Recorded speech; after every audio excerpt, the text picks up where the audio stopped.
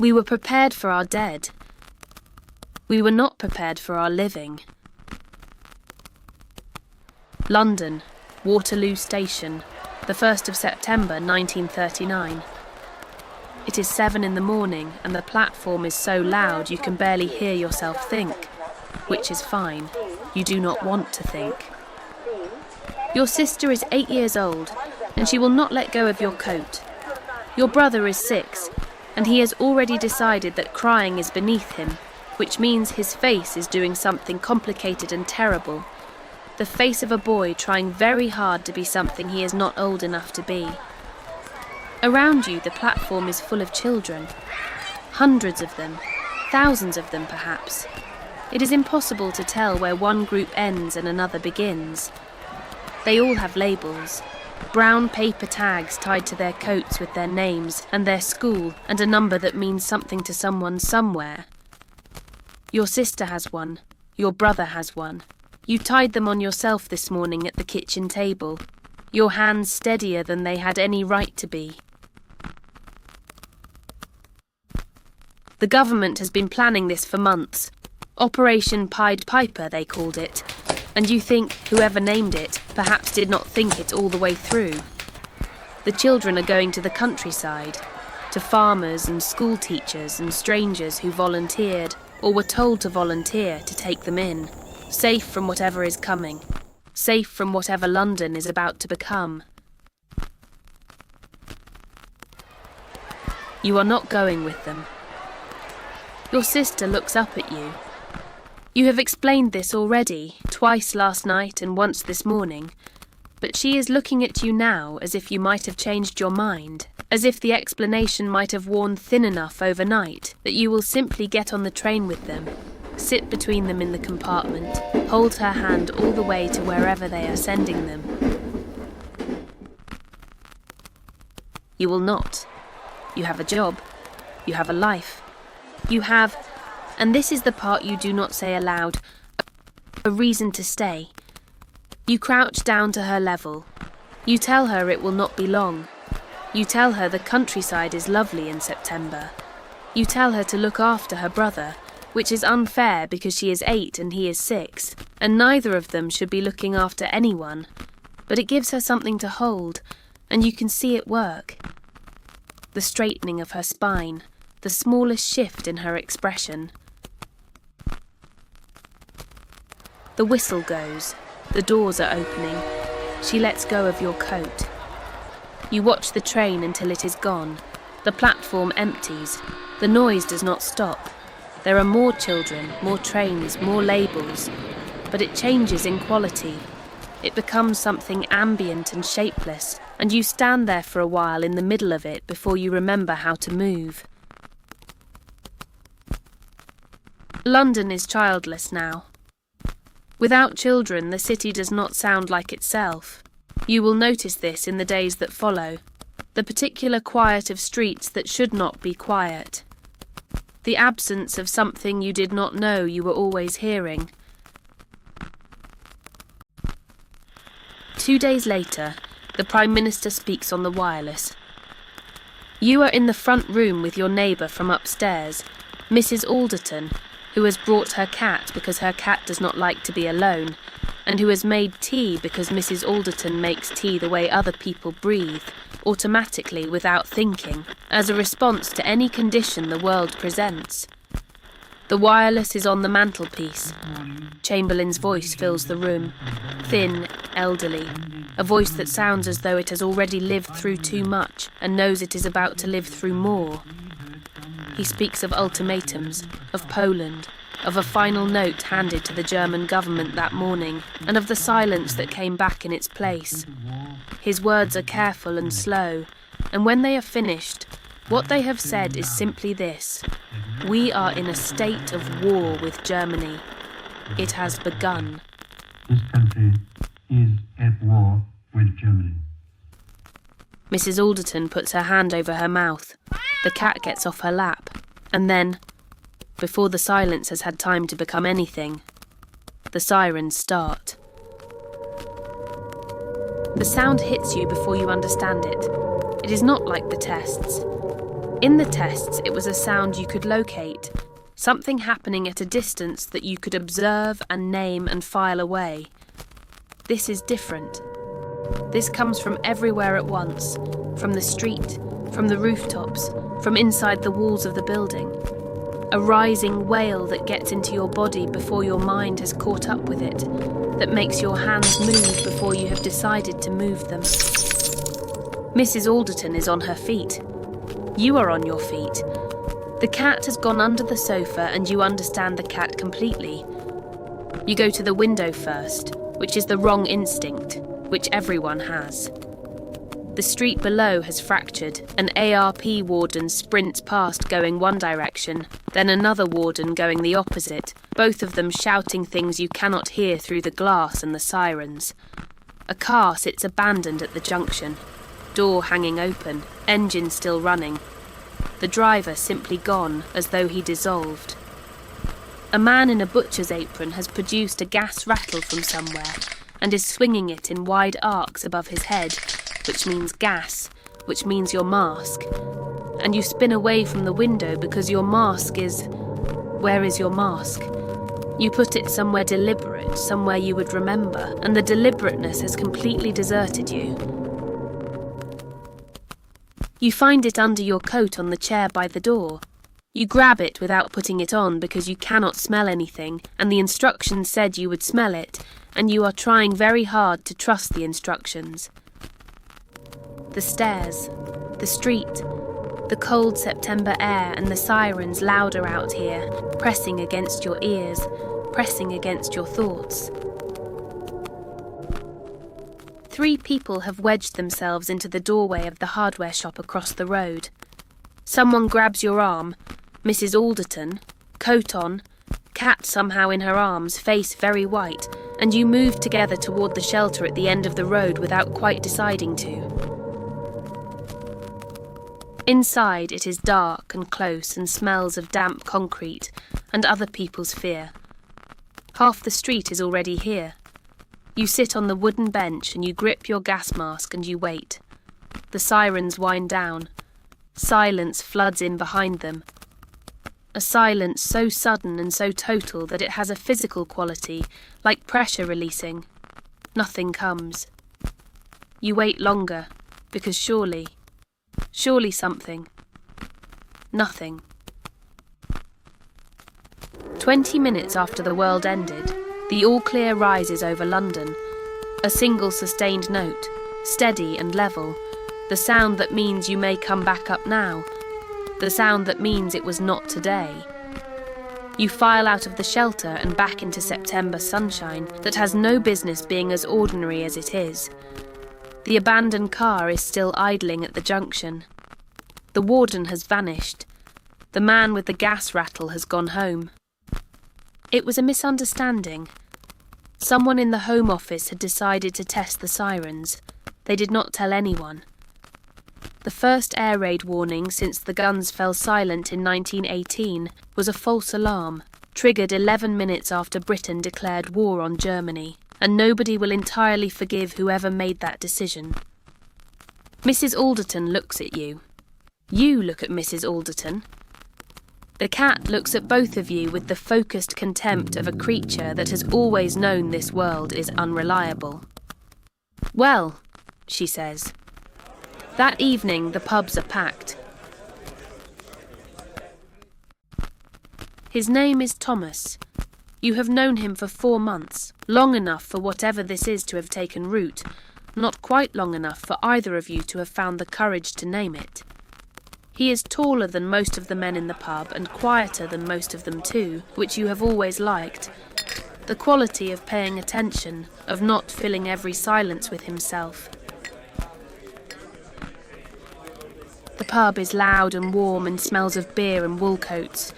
Someone near the bar is singing and other people are joining in, because what else do you do with a day like this? A day the world cracked open and then inexplicably held together. There is a particular atmosphere in the room, not quite celebration, not quite relief, something more complicated than either. The city has just been told it is at war, has just stood in a concrete shelter, in the dark, gripping a gas mask it did not need, and now it is here in the light, among people drinking, because the pubs are open and London is still standing, and that is enough for tonight. Thomas has his hand on the table near yours, not holding it, just close enough that the edge of his little finger rests against yours, and neither of you has moved, and neither of you has remarked on it. He tells you he was near the Strand when the sirens went. The traffic froze, he says. Not slowed, froze. Every car and bus stopped where it was. Every pedestrian stood on the pavement and looked up at the sky as if the answer might be written there. A woman dropped her shopping and oranges went rolling across the road in every direction. And a man he had never met and would never see again spent the entire duration of the alarm gathering them up and returning them to her basket, one by one, with great seriousness, as though this were the most important task available to him. Which, Thomas says, perhaps it was. You laugh. It is the first time you have laughed since the station this morning, and it loosens something in your chest you had not noticed was tight. He is watching you laugh, not smiling himself yet, just watching, and his expression is the one you have been trying to read for 4 months without quite managing it. Outside, the blackout begins. The city extinguishes itself, street by street, window by window, until London is a darkness the size of a city. Inside the pub, the singing gets louder, as if in answer. You do not know it yet. You cannot know it. But this is as easy as life will be for a long time. This warmth, this hand against yours.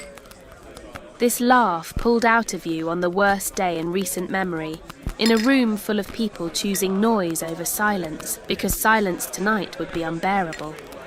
Hold on to it. The memory of this evening will have to last. The war does not come. Not to London, anyway. Not yet.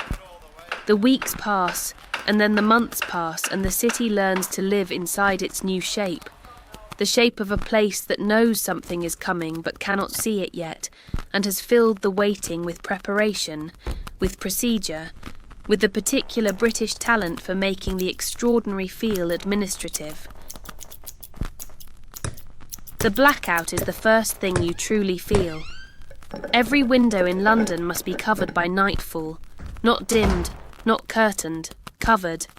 No light permitted to escape that might guide a German bomber to its target.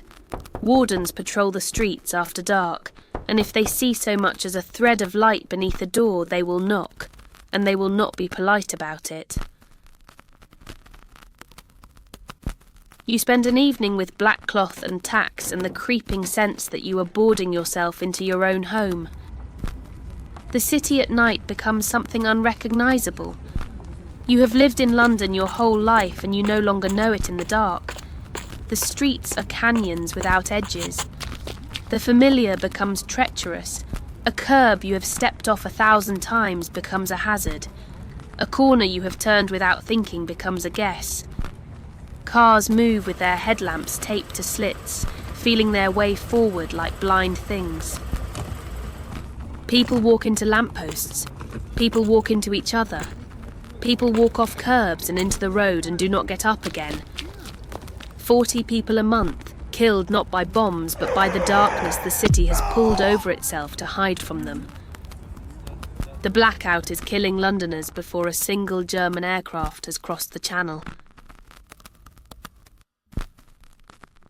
You and Thomas navigate it together on the evenings you see each other.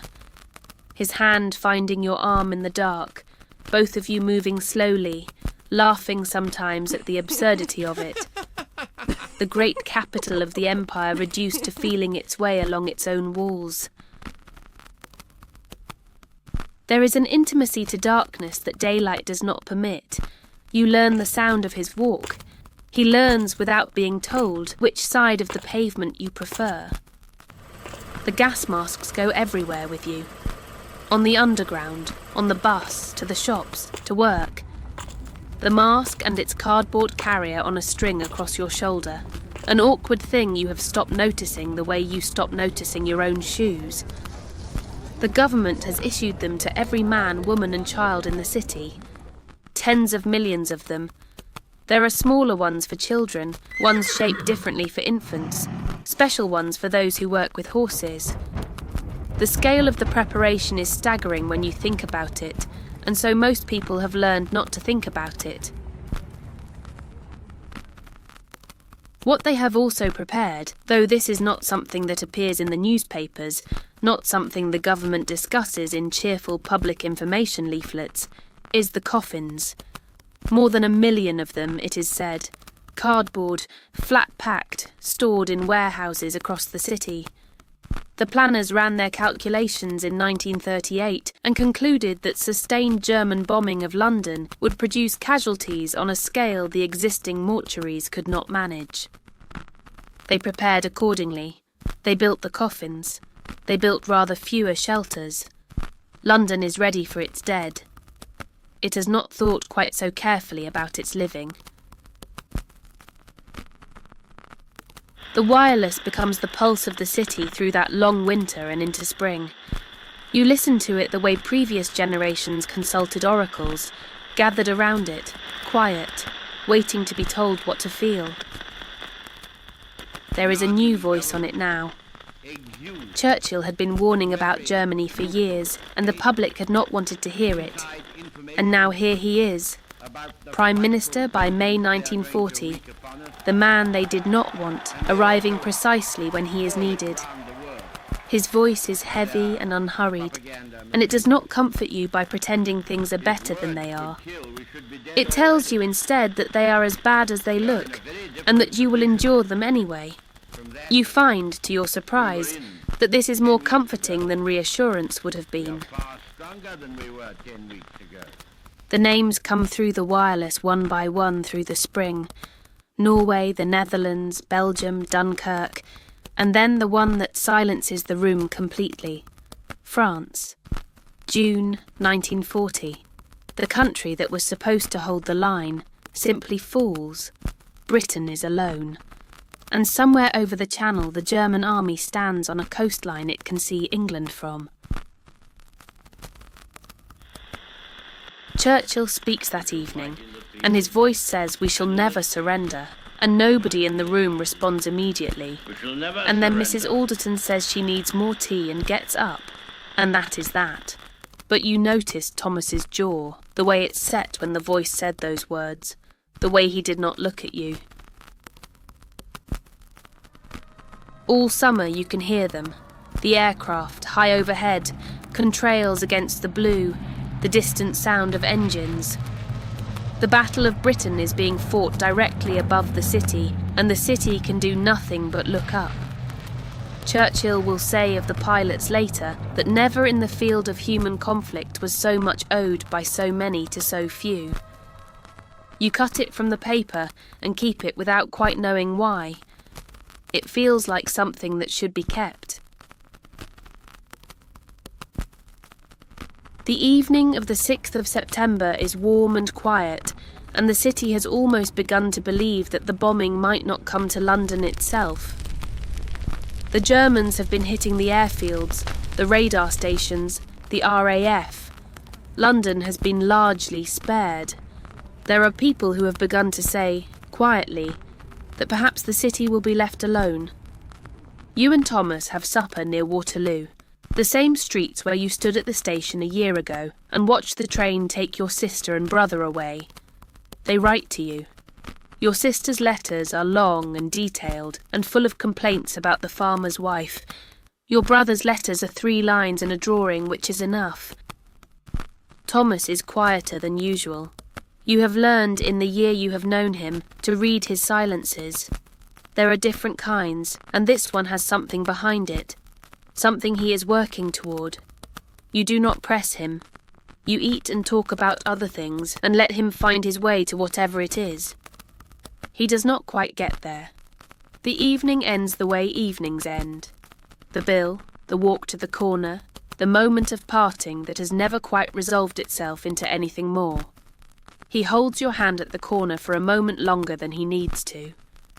You think, not for the first time, that he is about to say something. He says goodnight. He turns and walks away into the blackout. You stand at the corner for a moment in the dark, listening to his footsteps fade. Tomorrow, you think. Whatever it is, it will keep until tomorrow. At 4:56 in the afternoon, the sirens start. You have heard them many times now. Drills, false alarms, the occasional single aircraft straying off course, and you have learned, as London has learned, a certain weary competence about them. You know where the nearest shelter is. You know to take your mask. You know not to run. You run anyway, because this time the sound behind the sirens is different. This time there is something else, a low, dense, continuous thunder from the east that you feel in your sternum before you understand what it is. You stop in the middle of the road and look toward the river, and the sky over the east end is the wrong colour. Not the grey of cloud or the blue of evening, a deep, building orange, the colour of something that has been burning for a long time and intends to burn for much longer. 348 German bombers have crossed the Channel. They have been guided to London by the Thames, that wide silver road, unmistakable from altitude, pointing directly at the heart of the city. Their target is the docks. Warehouse after warehouse of rubber, timber, sugar, paint. Everything burns differently. Everything burns with its own colour and its own smell, and the East End is downwind of all of it. The fires are so large that the second wave of bombers, arriving after dark, does not need its instruments.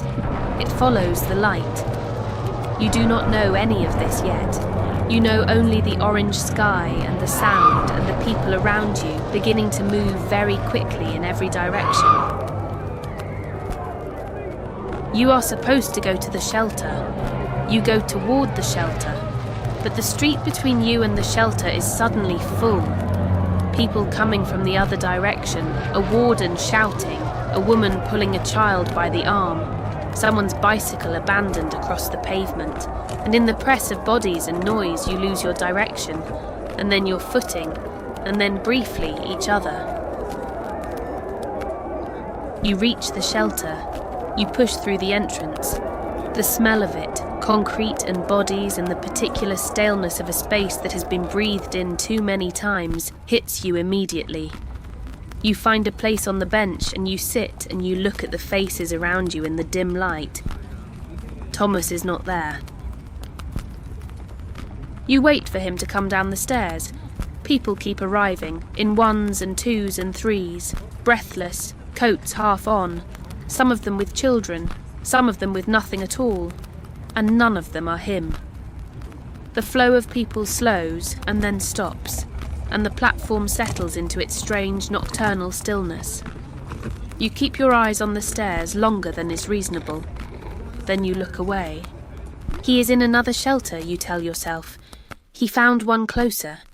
He is sensible and he is careful and he is in another shelter and he is perfectly fine. You tell yourself this for a very long time. The shelter is an underground station. Waterloo, as it happens, which feels like a cruel joke given the morning a year ago when you stood on its platform and watched your brother and sister disappear into the distance. Now the platform is full again, but differently. No labels, no school teachers, no orderly lines. People have come down with whatever they could carry. Blankets, pillows, a bird cage, a framed photograph, a bottle of something, and arranged themselves along the platform and the passages and the stairwells in the particular way that people arrange themselves when there is not enough space and everyone knows it and no one says it. The trains have stopped running. The tracks are still and dark below the platform edge. Children sleep against their mothers. An old man has his hat over his face. 2 women near you are playing cards on a suitcase, and one of them is cheating, and the other one knows it. And neither of them mentions it because this is not the evening for confrontation. Above you, Through the tunnels and the earth and the London clay, the bombers are still coming. You cannot see them. You cannot hear them clearly either. The underground swallows the world above and returns almost nothing, but your mind does not need sound to work. It fills in everything your ears cannot reach. The sky above the city, the streets you walked this morning, the corner where he said goodnight and turned away into the dark. You sit on the bench and grip your gas mask, and you think about the door at the top of the stairs that you cannot go back through until morning, and the city on the other side of it that you cannot see, and the particular torture of knowing something is happening above your head and being entirely unable to know what or to whom. Mrs. Alderton is beside you, the cat in its basket on her lap. She does not speak much. At some point in the small hours, she falls asleep sitting upright, which you find both impressive and deeply sad. You do not sleep. You watch the door at the end of the platform. Thomas does not come through it. The all-clear sounds at 4:43 in the morning. You have been awake for nearly 24 hours. You come up from the underground into a city that is not quite the city you went down into. The air is wrong, thick and acrid, tasting of smoke and something chemical underneath it, something you cannot name. The sky to the east is still orange, still burning, though the bombers have gone. A fine grey ash is falling, slowly, like the wrong kind of snow. The streets are passable, but barely. A building 2 roads away has lost its entire front face, the wall simply gone, the rooms inside exposed like a doll's house, wallpaper and a fireplace and a bedroom still intact 4 floors up, open to the morning air as though waiting for someone to come home and notice the draft. A water main has burst somewhere nearby, and the road runs with it. There is glass everywhere. Not broken glass lying in shards, but glass reduced to a kind of granular glitter that covers the pavement as far as you can see in both directions. The buses are not running on the usual routes. Some streets are closed entirely. A warden with a rope across the road and a face that says, "Do not ask questions, just go another way." You walk.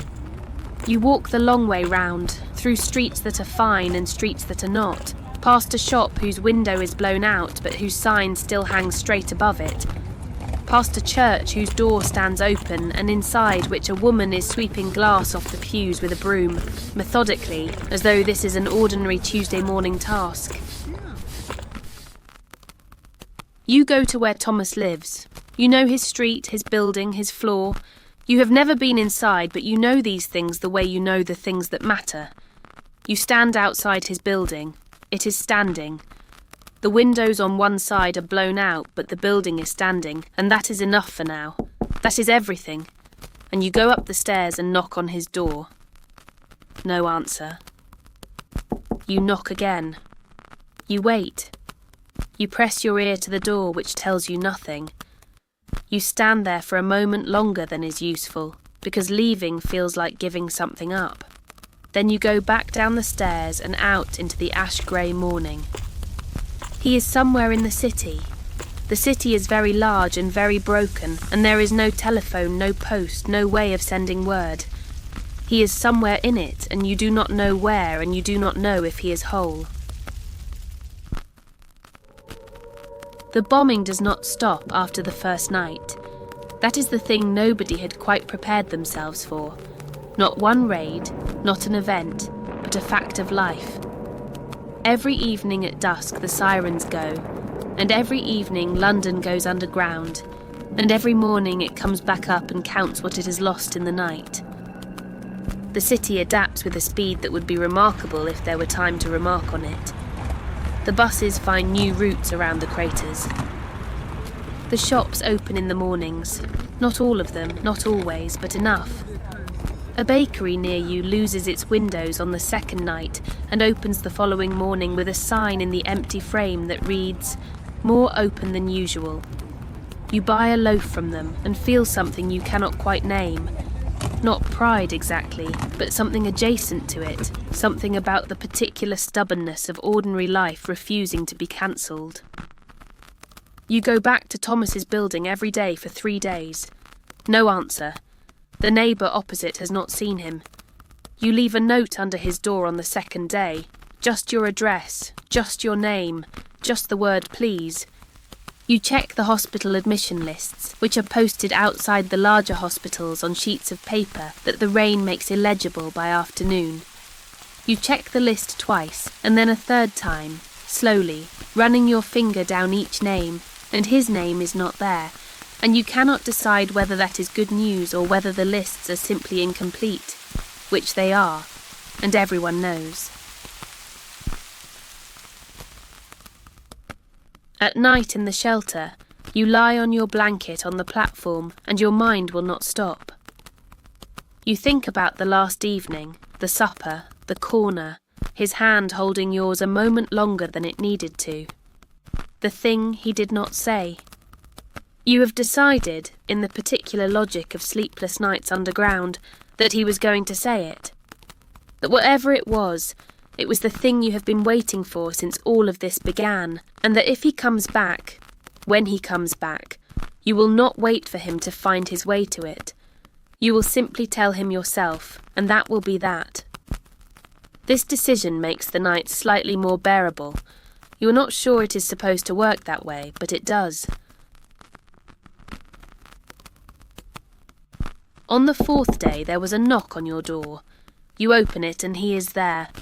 Coat dusty, a cut above his eyebrow that has been seen to but not well, looking like a man who has slept in his clothes for several days, because that is actually what happened. He has come across a city that is half rubble and half open water main, and entirely chaotic, because your note was under his door and he read it and he came. You look at each other in the doorway for a moment. You do not say the thing you decided to say in the shelter. You do not say anything at all, and neither does he, because it turns out that after 4 days of not knowing, words are not the first requirement. You simply put your arms around him in the doorway of your flat, and he puts his around you, and you stay there for a while in the ash-grey light of a London morning, the city broken and burning behind him, and it is enough. It is more than enough. Mrs. Alderton passes on the landing behind him, takes one look at the two of you, and goes back to put the kettle on. The raids continue for 57 consecutive nights. You learn to live in the rhythm of them, the dusk descent, the long hours underground, the morning ascent into whatever the night has left behind. The underground becomes a second city, a subterranean London with its own customs and its own community.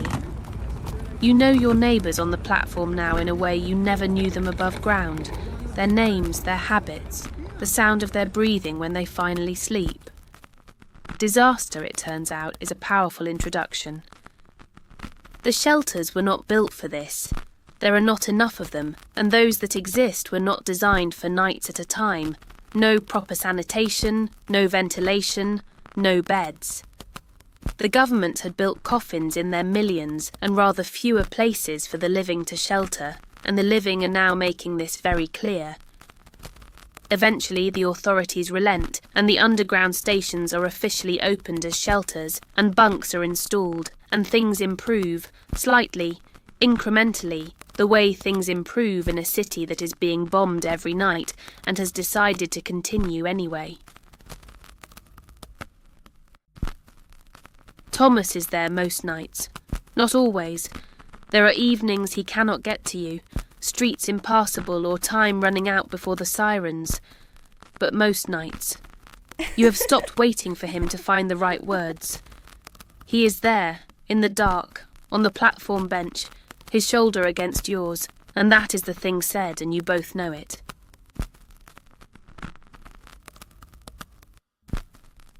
You were there.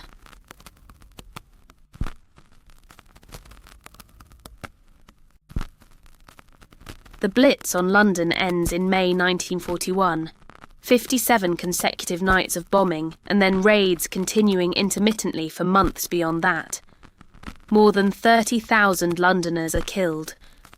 More than 1 million homes damaged or destroyed. The city that had prepared 1 million cardboard coffins discovers in the end that it needed the shelters more, that the dead were outnumbered by the displaced, the homeless, the living who had nowhere left to go. But London does not fall. The invasion does not come. The bombing that was supposed to break the city's will discovers instead that the city's will is not a thing that breaks cleanly. It bends, it adapts, it finds a bakery with its windows blown out and opens the next morning anyway.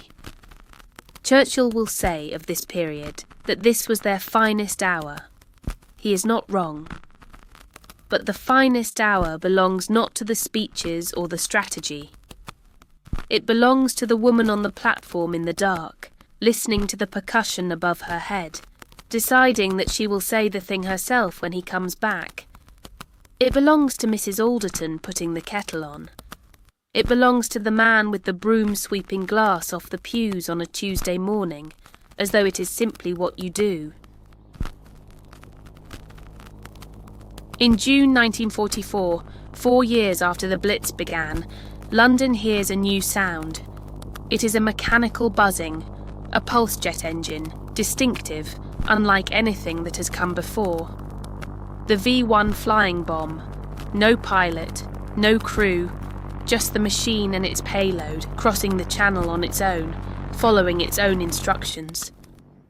London, which had believed the worst was behind it, goes back underground. The war is not finished with the city yet. It never quite seems to be finished with the city, but the city, as it has always done, as it will always do, gets back up in the morning, puts the kettle on, and carries on. History is full of moments like this. If this one moved you, subscribe, so you don't miss the next one. A thumbs up helps more than you might think. And leave a comment. Tell us which moment in history you'd like to step into next, or simply that you were here. Every voice matters. This is You Are There. We'll see you in history.